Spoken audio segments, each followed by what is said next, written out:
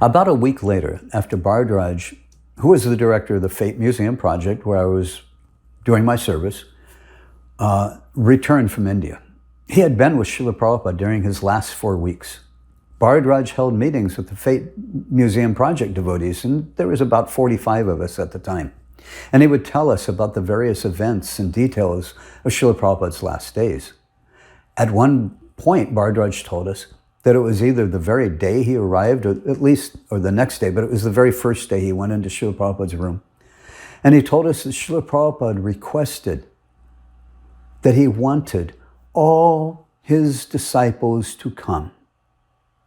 He requested that we all come to Vrndaban to be by his side. What? I and several others were alarmed on hearing this. Bharadraj wasn't aware that we had been told just the opposite, so he insisted. Yes, he was there in the room. And this is what Srila Prabhupada had requested. Bharadraj insisted. He heard this directly, personally, from Srila Prabhupada's own lips. Even more, Bharadraj added that he was also present a week later in Srila Prabhupada's room. And Srila Prabhupada had been sleeping for some time. When Srila Prabhupada awoke, he only saw 3 devotees in the room: Bharadraj, Hamsadutta, and Upendra. Srila Prabhupada opened his eyes, turned his head from side to side, and he saw only the same 3 devotees. No new devotees had come. Bharadraj said that Prabhupada asked in a very sad tone of voice, "Where is everyone?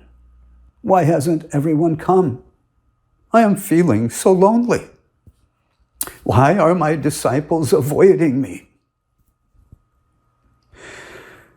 Bharadraj told us that Srila Prabhupada was so sad, he was practically crying as he spoke those words. He was sad because his room was practically empty. It was not yet full with all his disciples. It had been a week since he made this loving request that we all come. And yet there were hardly any new faces.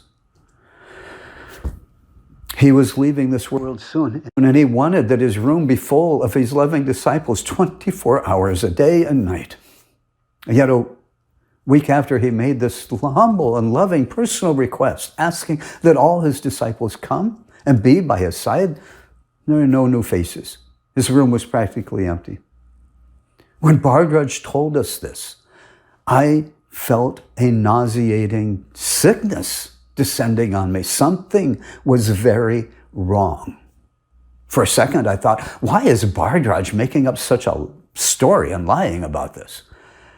But then I immediately knew he wasn't lying.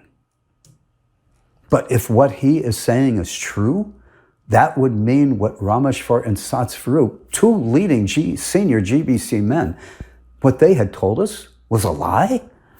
And that lie cheated us. It cheated me from being with Srila Prabhupada, and it cheated Srila Prabhupada from seeing all of us.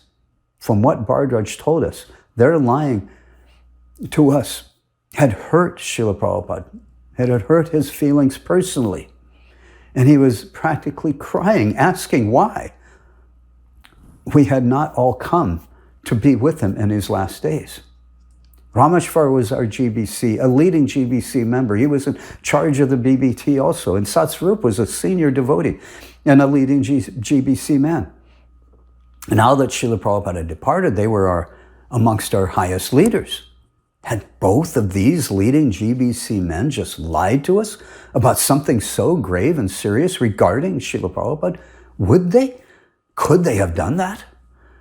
I wanted so badly to go to be with Srila Prabhupada in his last days, and I would have gone if they had not told us that Srila Prabhupada didn't want us to come. But now Bharadraj is telling us how Srila Prabhupada had wanted us all to come. I knew right then that something was horribly wrong.